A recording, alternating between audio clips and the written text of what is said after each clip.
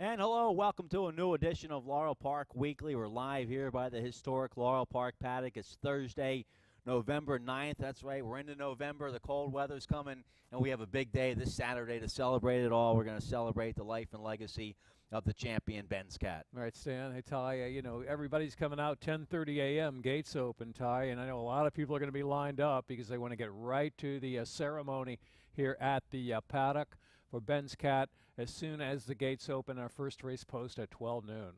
It's going to be a fantastic, great stakes day. You got the ceremony, the bobblehead. I'm looking forward to maybe snagging one of those bobbleheads, and then the stakes race. And on top of that, I think the city of Laurel came up really, really tough, but we'll get to all that a little bit later. I want a bobblehead, too. I have to add it to my extra heat, my Ferris Allen, and my Ryan Fuglsonger bobblehead. Bobblehead's always I checked my popular. collection this morning. It's pretty slim, but this is a keeper. All right, so here's what's going on again. We'll preview the races as well. It's a great card on Saturday. 11 races on Saturday for Ben's Cat Day.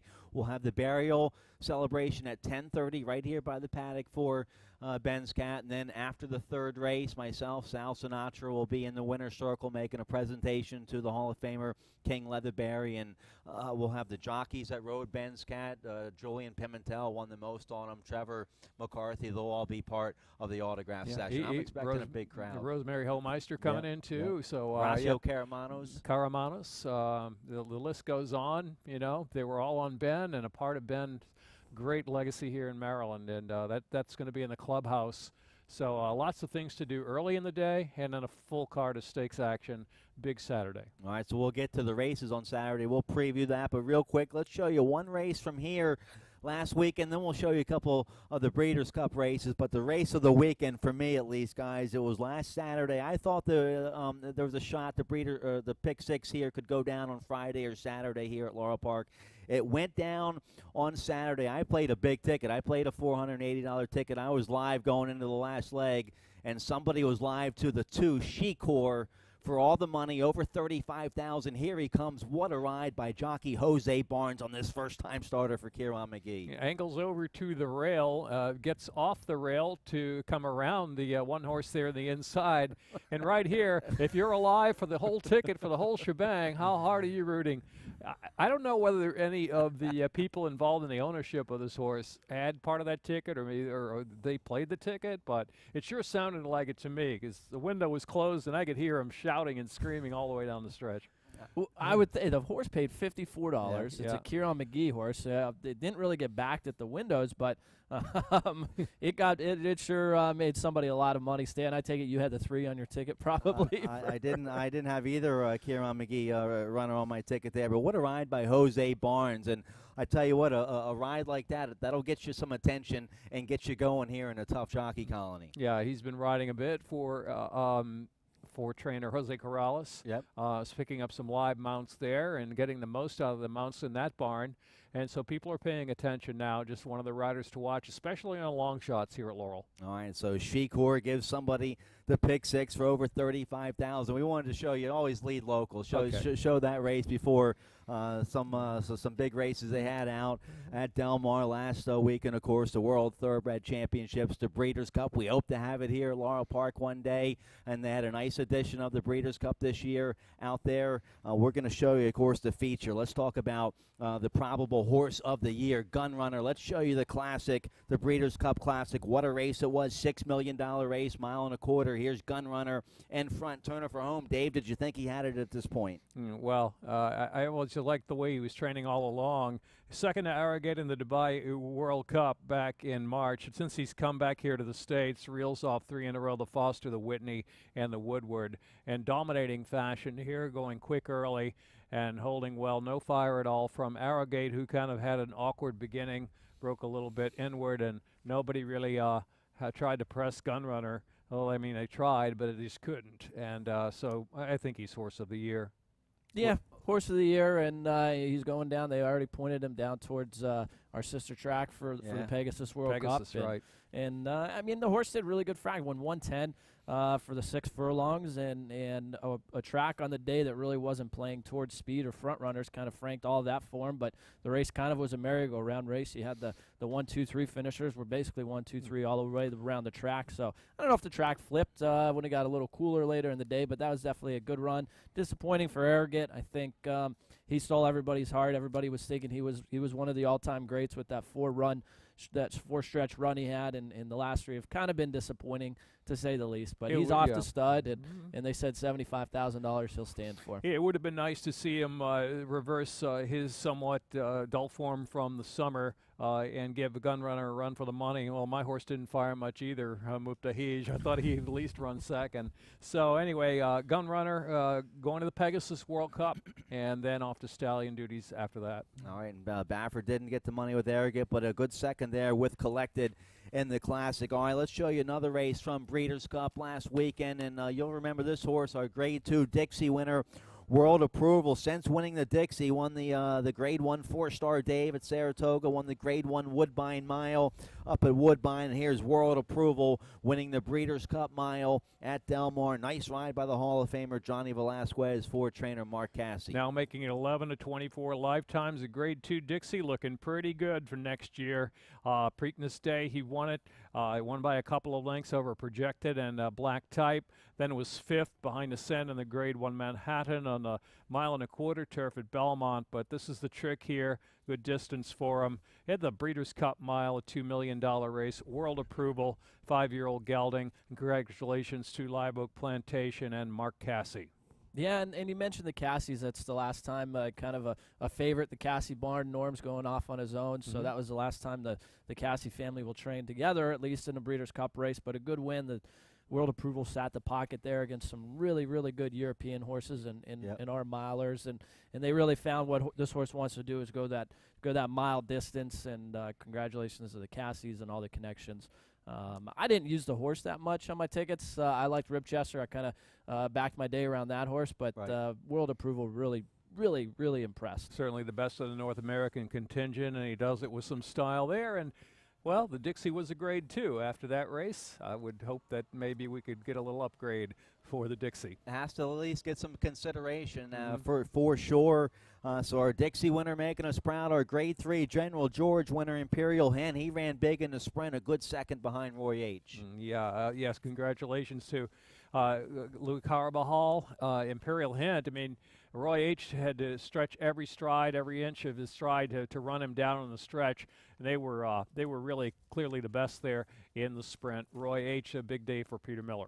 All right, let's get a quick commercial break. That's all the action from last weekend at the Breeders' Cup and here at Laurel Park. When we come back, we're going to preview the Ben's Cat Day here this Saturday at Laurel Park. What a day as we celebrate the life and legacy of the champion. What a race card we have. 11 races, 6 stake races. We'll talk about them right after this.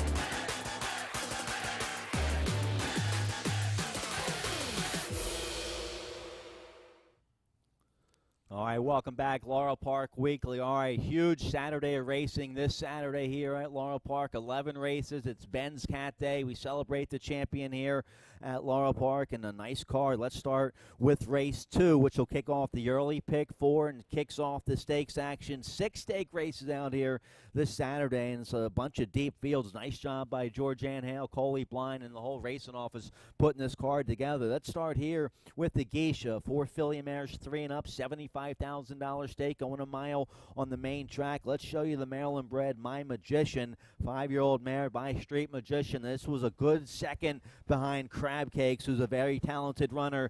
This was in the Maryland Million Distaff. So My Magician in good form right now for our leading trainer, Claudio Gonzalez. Yeah, she's just been a consistent horse the whole way through her career. She's 5-26 lifetime, 3 seconds and 7 thirds. And here could not get by Crab Cakes in the Maryland Million Distaff. But I'll tell you, Crab Cakes opens, and she did her best to try to run her down and just almost got there, but Crab Cakes a little too much on that particular day. Miles going to help her, I would think. Yeah, for sure. Yeah, the one turn Miles adding out, the horse was coming late. Crab Cakes, who had won against Open Stakes Company. So this horse definitely is probably the class of the field. Good win at Timonium 2 back in the race last out. Got a big speed figure for My Magician. So trainer Claudio Gonzalez, he trains My Magician. He also had a nice win on Maryland Million Day in one of the starter races. Let's show you Miss Nosy. Miss Nosy's going to be the second, going to be one of two runners in the Geisha for trainer Claudio Gonzalez. Let's show you Miss Nosy's win. Last out, if we have it. No, we don't have that. Okay, I'm sorry. We just had My Magician. We have sound. I'm sorry. We have a sound bite from Claudio Gonzalez talking about both of his runners, My Magician and Miss Nosy. They're doing really good, you know. I believe it's not too much speed in the race for Miss Nosy. I'm going to send them. She's going to be in front, and the other one, I believe it is the winner, you know. For me, it's much the best, My Magician, you know. I believe the extra furlong going to be okay for her because the last time is 7 and she flying then. And I believe the extra furlong going to be okay. All right, so Claudio pretty happy about the extra distance My Magician's going to get Saturday in the Geisha. And, you know, Miss Nosy, we spoke about this before in our Maryland Million preview. She's got speed, but she can come from off the pace. They use her off the pace style in the distaff starter on Maryland Million Day. But I would suspect maybe that she's probably going to try to go to the front and maybe be kind of the rabbit for My Magician in there. And also maybe press a horse like Moon Virginia, who hasn't shown a lot of speed lately, but she was fifth, beating only 3 lengths in this race last year, and that's kind of her play, is that early foot. So don't let her get away with anything up front from the inside. Miss Nosy claimed 2 or 3 back for 5,000. That would be some turnaround on investment right there if she were to win this race. But yeah, ever since then, the Claudio Gonzalez barn, the horse is really in sharp form. I would, Rockin' JoJo maybe won this race last year. First time in the Nest barn, could be a use underneath if you're playing exotics. But My Magician and Miss Nosy for me are probably my 2 horses to beat on my pick 4. I'll be just using those 2. All right, so a talented group of filly and mares in the Geisha, the first of 6 stake races this Saturday at Laurel Park. Let's take a look here at the Smart Halo. The Smart Halo is going to be race 5 for 2-year-old fillies, $100,000 stake, going 6 furlongs on the main track. And let's show you video spotlight from Pacific Gal, a John Kimmel shipper, 2-year-old filly by Flat Out. This was her win in the sorority up at Monmouth early September. Ran 1:10-2 to win this race. Got a strong 73 buyer. So she's a 2-time winner. She's a stakes winner for trainer John Kimmel. Brings down Chris DiCarlo. Pacific Gale going to be tough to beat here in the Smart Halo. This race could be Spreadville on your ticket. I mean, there's the fillies here at this age, apt to improve and take a step forward. It's a big field. Looks like the pace is going to be quick, and they're coming from all over, so it's a little bit difficult to judge who's going to be on the lead, who's going to be dueling out there. So, yeah, she looks good in that spot after winning there in the sorority. But you've got Gibby from the Scott Lake barn adding blinkers, chased some really, really hot fractions there last time out at Parks. You got Take Charge Paula from the Kelly Breen barn, who was second last time out at Belmont in the Grade 3 Matron, and the Pocahontas finished 10th there in a really tough field. So she's coming to some easier company, I think, for Kelly Breen. I love Take Charge Paula. That's going to be my A on this. The horse finished in the Matron second behind a Wesley Ward horse, Happy Like a Fool, I believe. The horse finished second in the Queen Anne Stakes out in Ascot. So you get a horse that just finished 2 lengths behind a horse that finished second in a Grade 2 at Ascot, 24-horse field. The horse is kind of taking the same route as a Lady Aurelia, started at Keeneland. But anyway, I think Take Charge Paula, based on that last race, is probably going to be the horse to beat in here. And then the who's know what's going to happen with Almond Roca on the outside. This is first time Lasix on the dirt, right? This is a dirt race. Yep. for the Speightstown filly from the far outside with Graham Motion. Fourth, the Jehazakat in debut. Broke maiden on the turf when adding Lasix, but now coming back to the dirt. She's got I know she's got an outside post, but if she can sit and stalk the speed in the spot, maybe kind of a long shot play. There's a bunch of well-bred fillies in here. Trainer Phil Schoenthal, he has a well-bred filly by Blame. This is a homebred for Dark Hollow Farm. Sheldon Russell will ride. Phil Schoenthal's high in this filly. She had a good-looking maiden special weight win in her second career start. Here's what Schoenthal had to say about his Blame filly in the Smart Halo. Felt like she was maybe poised to be an earlier developing kind of filly. The owners decided to kind of give her the time and take their time with her, and they were rewarded.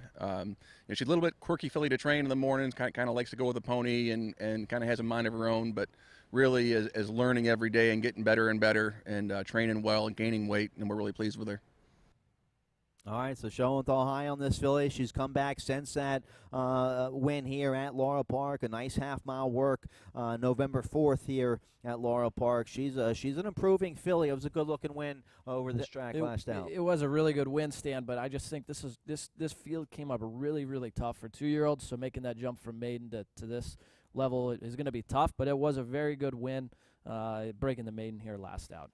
Yeah, another filly who can come from off the pace. So she's got to be on her best behavior. She had a little behavior issue at the starting gate in her debut, got away slow, was fractious, then had trouble, but finished on very well to Cigarro Row. Really a good-looking filly in victory there. So, again, a lot of them can move forward. Second, third career starts, fourth career starts for many of the young fillies. Yeah, Pikachu Princess was a good second behind a talented Limited View in the Maryland Million Lassie. So it's a nice race. 13 2-year-old fillies in the Smart Halo. Let's turn the page here. Race 6 is the City of Laurel. 4 3-year-olds, 100,000 going 7 furlongs. And this race came up awfully tough. Big 9-horse field. Let's show you who the favorite's going to be. El Orib. Remember that horse? He was on the Derby Trail last winter. He trains right here at Laurel Park for trainer Cal Lynch. Here's his win as a 2-year-old in the James Lewis last November here at Laurel Park. Yeah, El Arib had a knee issue and was given some time away after tailing off a little bit, but he's back. But it's not an easy spot for him to come back in, I'll tell you, Ty. This is you got Tale of Silence on the inside, No Dozing from Lail Stables, or No Delacour. They both ran in the Jerkins, the Grade 1 Allen Jerkins, on August 26th. It's been a real productive race. So I don't know. What do you think about him coming back? Well, I think if he runs back to that back form, he should win. I mean, the question is the comeback. And we talked about the graded stakes committee. I think they have a lot of looking at Maryland to do, because this is a graded stakes caliber field. We talked about the Dixie Baby being a grade 1 next year. When you have Ella Reeb, who's multiple graded stakes winner. No Dozing is a good horse for Arnaud Delacour. I like the 7 Prince of Hemp. The horse has never run in a stakes race before, but the horse has been dominating, especially in the stakes state bred up at Parks. That horse could jump up and improve there, but this is a really tough $100,000 race. Yeah, Prince of Hemp, 3 for 3 coming into the race for Tim Kreiser, but all at one track, and that was Parks. He'll have to make the transition to another track. We know Ella Reeb likes Laurel. We know No Dozing's a stakes winner, at least 2 for 2 at Laurel. Tale of Silence making the transition here, but again, out of that Practical Joke race, beaten 3 lengths at Saratoga. Tale of Silence and Barclay Tag, maybe a little bit tricky play from the rail post at 7 furlongs for Edgar Prado, but you got the right rider named on him, Hall of Famer. We've seen him work some magic here with this kind of ride on a good horse. As tough as this race is, maybe I was wrong. Maybe Ella Reeves not the favorite in this race. I don't know what Keith's line is, but it's very possible he will not be on the line. So tough race here with the City of Laurel. 4 3-year-olds, 100,000 going 7 furlongs. Ella Reeb making a comeback, but he catches a tough field. Let's take a look at the Safely Cap next. 4 3-year-old fillies, 100,000 going 7 furlongs on the main track, and we know this filly well, Shimmering Aspen. Let's show you her last win, which was right here at Laurel Park. This was in the Twix back in August here at Laurel Park. 7 furlongs, went 22-3, a 97 by her speed figure. This was her career best. She didn't like the small track at Charlestown at all in the Grade 3 Charlestown Oaks, but she's been regrouped since then. A fast bullet, 58-1, 5 furlong work coming into the Safely Kept. Her only loss at Laurel was in a maiden special weight run back in August, back earlier in her career, first race in her career. But then she put it all together to reel off several in a row. You've got to toss out the Charlestown Oaks race. Coming back to Laurel, it's her favorite track. Shimmering Aspen on paper is obviously the horse to beat here. I like that the horses beat 3 and ups, and this was restricted to 3. But a horse I'm going to take a look at is Miss Locust Point. John Service trains this horse. Finished 5th in the forward gal, but that was in February. Something might have happened. Earlier this year, or late last year, I should say, this horse had the potential was skyrocket for this horse. Won the Gin Talking Stakes by open lengths over another good horse. Broke the maiden by 5 lengths almost, and then they pointed this horse towards a winter campaign in Florida. Something happened. I think if this horse can train well off of a good couple workout patterns, could surprise Shimmering Aspen at a nice price. Now, I'm going to use Dawn the Destroyer and Your Love on the tickets. They're 2 New York horses. Your Love has an outside draw for Chad Brown. Does he ever do anything wrong? She's 3 of 5 lifetime. She's run against Dawn the Destroyer, the Stone Street Stable Speightstown filly, before, and Your Love beat her. That was on a sloppy track. Dawn the Destroyer has had some bad luck with rain. Sloppy last 3 times she ran, but we have had rain here at Laurel pretty much all week long, off and on, but Saturday's supposed to be a nice day. Sure. We'll have a fast track, and I'm interested to see what Dawn the Destroyer can do in this particular race is Safely Kept. That's 7 furlongs. What a nice race this is. 14-horse field. It's just not going to be any walkover for Shimmering Aspen, that's for sure. Fillies coming out of greatest stakes action. You have a 9-time winner in the race with the West Virginia-bred Moonlight Song, who's been running 80-plus buyers in those last couple wins at Charlestown. She's stepping into deeper waters today, but a nice group of 3-year-old fillies there in the Safely Kept. Let's take a look here at the James Lewis for 2-year-olds. 100,000 going 6 furlongs. We have 6 in this race featuring Barry Lee. Let's show you Barry Lee's last race, 2-year-old by Violence. He was a debut winner here at Laurel Park, and this was his last race in the Grade 3 Futurity, last out up at Belmont. A good second with a 78 buyer. He's run consecutive 78 buyers, this 2-year-old, for Sagamore Farm and Horacio de Paz. Though this is one of the smaller fields of the day, it's an interesting field. Barry Lee likes this track. It broke his maiden here by 6. Was beaten at Saratoga as the favorite in Saratoga Special. Then showed that he could run on synthetic surface by winning the Arlington-Washington Futurity. And then with the blinkers on, was not much of a match there for Engage, who went on to win, though a good effort was clear of the 3rd-place finisher there. But Cowboy Karma from the Larry Jones barn from the outside, and Kitchen Fire from the inside gate. Horse who is really, we don't know what he can do on a dirt track. He's run mostly at Presque Isle, all of his races at Presque Isle. But how about Cowboy Karma finishing 4th at Forensic Fire at Belmont? A little horse called Good Magic was 2nd in that race. Recognize him from Saturday? Yeah, okay, so Cowboy Karma. Interesting that he, I guess, could be favored in the spot. You stole my line, yeah. Cutting back, too. I mean, Cowboy Karma finished 3 lengths behind Good Magic, who won the Breeders' Cup filly, the Breeders' Cup Juvenile, excuse me. Yeah, about a Del Mar. Different style. John Service, impressive maiden win last time. Could improve a big number that last out. So another really, really tough race, and these, I think you're going to see some big tickets with some big prices. Not easy spot for Barry Lee. I mean, Cowboy Karma, I think Larry Jones kind of doing a smart thing here. They maybe said, let's try to stretch him out and see what we've got.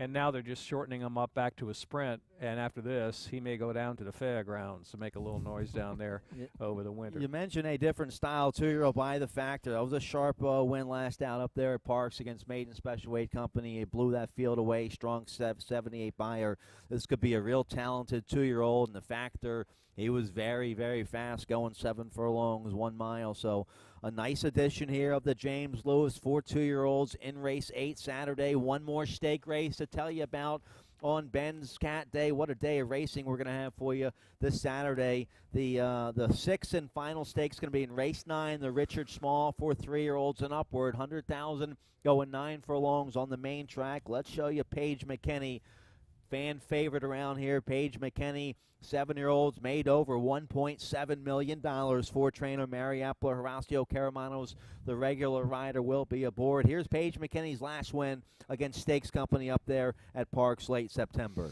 Well, Paige, just when you think maybe he's getting a little long in the tooth, he comes back with that head down and digs down. That's a game win. I mean, yeah, he's digging down. That's a professional racehorse right there.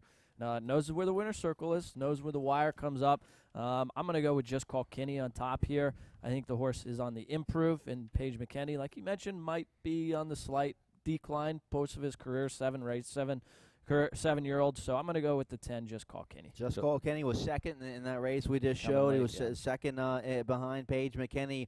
That was back on September 23rd. But let's show you what Just Call Kenny did back in August up there at Monmouth against Grade 3 company in the Island. A sharp win by 4 lengths. Got a 101 Beyer speed figure. So if Just Call Kenny brings this kind of effort today, or Saturday, he'll be awfully tough. Yeah, good second to Paige McKinney and the Pennsylvania Derby Championship race we showed you a few moments ago. But here he is, race prior, with a big 101 Beyer figure, and he's trained by Patrick McBurney. McBurney Barn's come to town from Jersey, and he's putting on a show. McBurney Barn 4 for 13, I believe it is, coming into Friday, if my stats are correct, at Laurel. Yes, they are. Yep, 4 for 13. So the McBurney Barn red hot. They have a nice runner there with Just Call Kenny. How about the leading trainer, Claudio Gonzalez, with a Fleet Willie? Fleet Willie's a 5-time winner here at Laurel Park. He's run some big numbers here at Laurel Park. Jomar Torres will ride a Fleet Willie in the Richard Small. Let's hear what Gonzalez had to say about this 4-year-old son of Wilburn. Really good, really good. You know, he's a good horse, and he has good position because now he can come like a Thor right there. His 2 horses have a lot of speed in the race, you know, Larry Jones and the other one. And if he take a good position, Thor over there, I believe I can win the race too. Okay, so I assume he's talking about Larry Jones with no distortion on the inside, has early speed, and Dr. Mounty has a lot of early speed for Shug McGahee. There's some other horses that have a little early speed, but it looks like Gonzalez, happy with his post position, thinks he can get a nice stalking trip on the outside of that early speed. And if there is a big pace in this race, and there very well could be, late-running Bodhisattva, who's 3 for 11 at Laurel. Kind of a long shot, knock him out, late running punch. You know, if you play him, you're going to get that heart attack. He's going to be way back. And if he does come with his best run, he'll be running very late, and he'll be out of it at the 8th pole, and he'll start running with all of his might there. Yep, brings Elvis to town for Jose Corrales. Big day Saturday here at Laurel Park. That's all the races, but that's only 6 races. 11 race card on Saturday. The 6 stake races, of course, the feature of the day, and of course we're celebrating the life and legacy of the 4 or 5-time. Let's go with 5-time Maryland-bred champion horse of the year. I think it was just 4-time. 4-time Maryland-bred horse of the year. We're going to celebrate Ben's Cat this Saturday, right here by the paddock. 10:30, we'll have the memorial service for Ben's Cat at 10:30. And then after the 3rd race, we'll have a presentation with his Hall of Fame connections in the winner's circle. Free bobblehead, free poster, autograph session. Couldn't ask for more on a great day of racing Saturday. It'll be nonstop. If you get here at 10:30, make your way right over to the paddock so you won't miss the ceremony. By that time, we'll be gearing up for the afternoon card, jockey autograph signing session, and Veterans Day special to all of our military veterans and friends as well. And as noticed, on Veterans Day, we have the Richard Small Stakes. Yep. Green Beret, right? Yep. You know, Vietnam veteran. Yep. So it's great Richard Small. Good placement for that stake. $4 crushes too, in a special Ben's Cat glass. All right. Yeah, I said the glass looks pretty cool. Where are they hiding the bobbleheads right now? I'm not sure where the bobbleheads are at. You know. All right. We'll ask Alana. All right, that's it. We're out of time. Hope to see you this weekend at Laurel Park. For Ty Ellis, Dave Robb, and I'm Stan Salter. Good luck.